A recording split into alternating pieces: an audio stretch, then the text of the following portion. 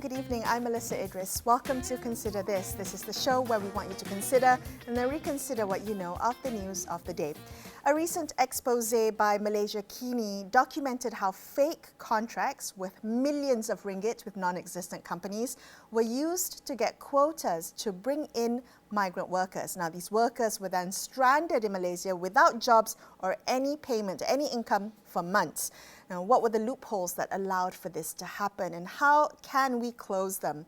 Joining me on the show today is Adrian Pereira, who is Executive Director at North-South Initiative, which is a migrant and refugee rights NGO. Adrian, good of you to join me on the show today. I'm hoping that we can begin our conversation with maybe getting a clearer understanding as to the issue at hand. Could you walk us through very broadly the mechanics of how labor quota fraud takes place in Malaysia? How does it work actually, Adrian? So, thanks for having me. In general, from pre-pandemic time, employers from different sectors have been very desperate for workers. And the regulation or the SOPs have been to limit certain number of labor quotas to employers. So there's a process where an employer has to apply, and there's a process where the one-stop center would be assigned to investigate whether that's an actual need or not. So there are certain actors who have masqueraded as agents. They're basically bogus employers masquerading as labor agents who have managed to secure a certain number of quotas through dubious means. And they then either redeploy the workers to other employers, or they are sold to different agents who then sell them. If you ask me as a labor rights activist, it is human trafficking, but the law may not have enough wisdom or technical details to actually consider this as a chargeable crime. So it's kind of like a gray area, and I think some very intelligent criminals have found loopholes to make a lot of money out of this. Adrian, were you surprised when you first read the findings of the MalaysiaKini expose? I mean, I'm just wondering whether you had ever, in your work with your organization, come across such fraudulent practices involving migrant worker quotas. I mean, the manipulation of migrant workers' quotas is not new. In the past, there's been parliamentary investigations that have exposed the manipulation of quotas through special approvals by high-level officials. So it's not new. It's just that in this case, the modus operandi looks to be a bit advanced because it's using the formal labor recruitment processes, but at the end of the day, there's no available jobs. So there's a few actors who may have skipped their fiduciary duties and not play their role to prevent this scam from happening. And what do you make of the government's response to the cases that we're hearing about defrauded and stranded migrant workers? So Malaysia already has quite a poor record in terms of human trafficking. And what we have seen happen here is actually human trafficking and smuggling. There's a slight difference, but in general, it is human trafficking. So the flip-flop of policies, regulations according to different seasons, different administrations have been happening. And every time there's a change of policy, certain criminals, certain dubious and bogus employers have taken advantage of this and made a lot of money. So the government's response is case by case.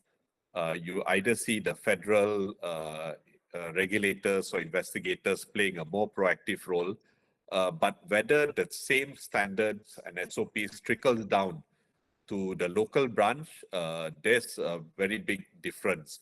And that gap needs to be fixed. So we have a standard process. The problem is there's no streamlined process of labor migration. In theory, there is, but when it comes to practice, there's multiple ways foreign workers can be recruited or trafficked into the country. Right. Could you elaborate on that? So we, on paper, have a streamlined process, but how come it's in practice not that way? Yeah, so the process of recruiting migrant workers, there's a lot of money involved. And the fact is there's two different ministries that are involved. And we all know that when there's too many chefs, it spoils the broth. And there seems to be a tussle between both financial and performative interests, and a bit of gray area on who's actually giving the final approvals and who's actually giving the final go for this quota, and also the approvals. Yeah, so that is the mystery that I hope the new human resource minister would take charge of and investigate. Okay, so he must bust this mystery. Can I ask you also, you've called for a Royal Commission of Inquiry, an RCI, to investigate corruption in the migrant worker management system. I'm just wondering, Adrian, why you think or you believe that an RCI is necessary, will be the catalyst for change? I mean, what specific outcomes are you hoping an RCI would bring? Yeah, I mean, there's been various investigations done by both the private sector, the public sector. There was a special committees report team that was set up. There's been parliamentary investigations. Now, in Malaysia, the way things work is only when the highest authority commissions a particular task do we see things moving. And if you look at past RCIs, the degree of seriousness, the weight and the competency of the people, the team assembled is much more serious. Yeah, you can see the difference in terms of the quality of the report and how serious the government takes that recommendation. So when I compare the different committees, commissions, you can see that I think Malaysia, knowing that this is an issue that jeopardizes our whole labor sector and holds the economy at ransom, I think it would only take the highest authority to fix this mess. Right. But you cited that committee, right? There was an independent committee, I think was it in 2018? So a few years ago, but they made a report that has now been made public. It made a few recommendations, but most of those recommendations haven't been implemented by any of the governments since. So do you really think an RCI will be the way forward for us to get to the heart of the matter, to the cause of the rot? Yeah, so if you look at the type of report and the content, the RCI format gives much more detail and goes to the specifics. So then you can actually pinpoint who are the actors involved and the root cause. And this is something that we really need to get to the bottom to. Otherwise, there's just too many actors who will evade because of either they are involved or this conflict of interest. So I feel that this would be one way, but it doesn't mean that the ongoing reforms in its bite-sized pieces, the enforcement shouldn't continue. We have laws to govern and to stop forced labor, like the Employment Act. We have industrial relations. We have the anti-trafficking laws. We have immigration laws. So there are some laws. Whether they are implemented effectively is secondary, but this is as the modus operandi of traffickers evolve, so must our evidence-based proposals also evolve. And I feel an RCI would be a fair request, but it doesn't mean that we stop on the other actions. Yeah. Yeah. So speaking of which, I mean, this is something that you've raised before on the show. You've highlighted that we as a country really lack any kind of comprehensive national policy on labour migration management. I'm wondering, Adrian, if you can take a couple minutes to paint us a picture. What might that look like for Malaysia? Yeah. So when it comes to non-citizens or foreign workers, there's different aspects of rights. So it's labour, there's the human security, there's the health aspect. So as the issue is very broad and complicated, there must be a policy and a law to bring everything together. Currently, the recruitment process is governed by two different ministries, and you can see how complicated. You can see there are certain elements of competition, of conflict of interest. So, hoping that this comprehensive law would tie up all the loose ends and there wouldn't be any space for abusers. And then comes the question of which agency should be the lead agency. Now, looking at the track record of the ministries that have failed to put things in order over so many years, there has been a proposal that it's time the Prime Minister's department actually take charge of the recruitment and supported by the other ministries, whether it's Ministry of Human Resource, Ministry of Health, even KDN, right? It can the maybe the visas printing, maybe just the printing part, but the approval, the recruitment is monitored directly by the Prime Minister's department. I mean, we have already had a very difficult track record of in different authorities, right? The TIP report, there's the trade unions report, there's also different modern day slavery reports that our track record is quite bad. So we want the economy to have the confidence of investors, right? So we must do the right thing. Adrian, always a pleasure to speak to you. Thank you for your time. Adrian Pereira from North-South Initiative. We're going to take a quick break here and consider this. We will be back with more. Stay tuned.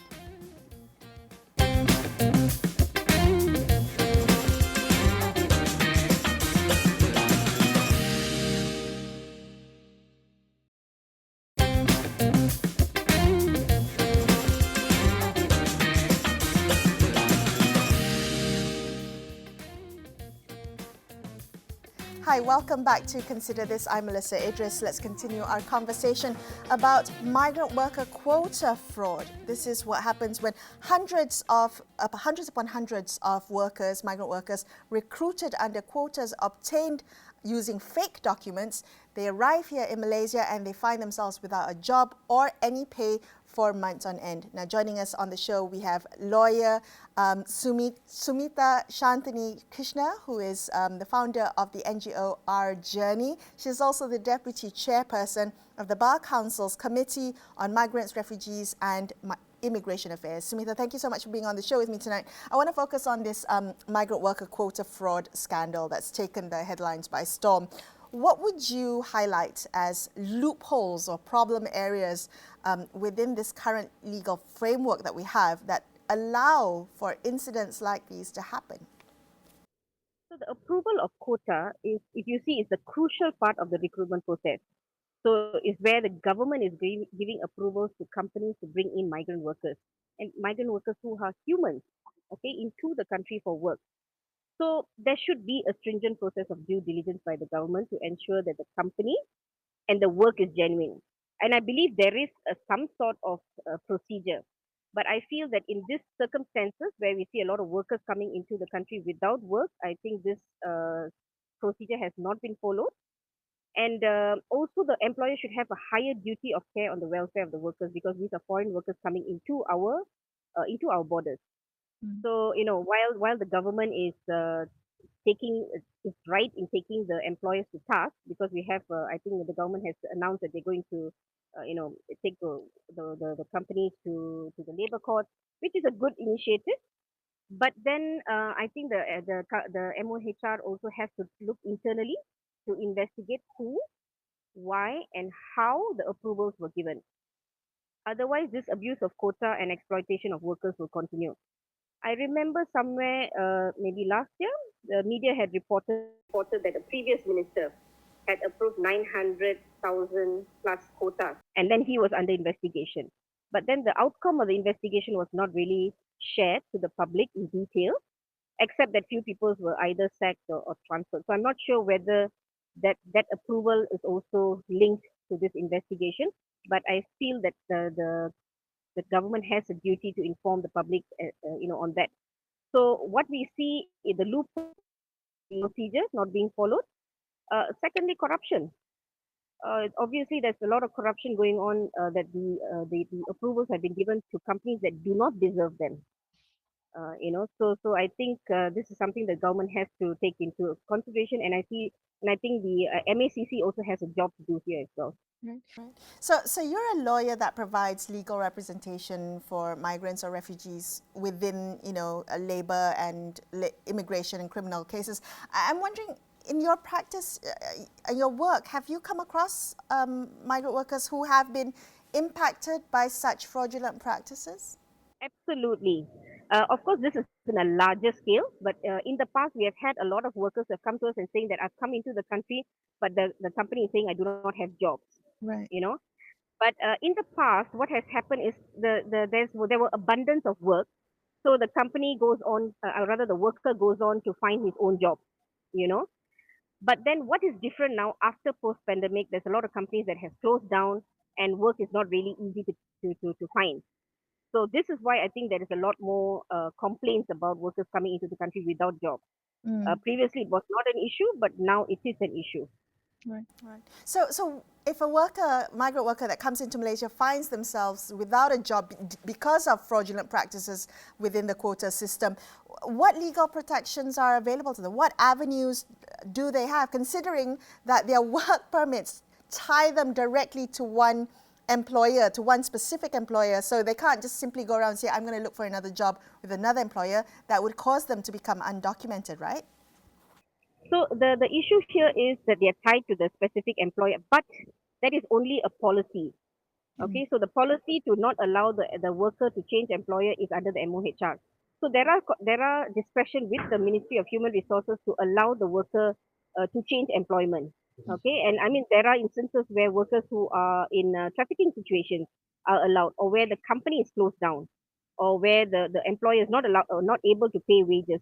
These are circumstances that the worker can find other employment, but with the discretion of the Ministry of Human Resources and the Ministry of Home Affairs. So it's not as if there is no avenue at all. It's just that there must be an initiation by the ministries to look into the cases. Right. So the legal protection, like what the rightfully that the MOHR has done now, is like allowing the workers to file the cases in the court. And I think that is an excellent idea, because there's already a contract, employment contract signed before the workers come to the country. Right. And so based on that, the employer must provide the work. So he cannot come bring the worker into the country and say, "Oh, I'm sorry, but I do not have any work." But you are the employer, and we do have a minimum wage in the country, so you are entitled to pay the workers the minimum wage, even if you do not give them jobs. Right.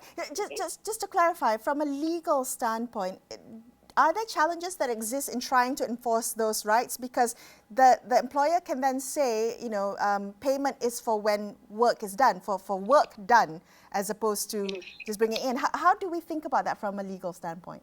I'm looking at the fact that they already have an employer-employee relationship based on the contract that has been signed, and that the journey has already started, where the worker has already brought into the country. So regardless of whether the employer has jobs or not, it is the duty of the employer, to ensure that the worker is paid. So, but if you're trying to bring workers into the country for where jobs are not existed, that is just pure fraud.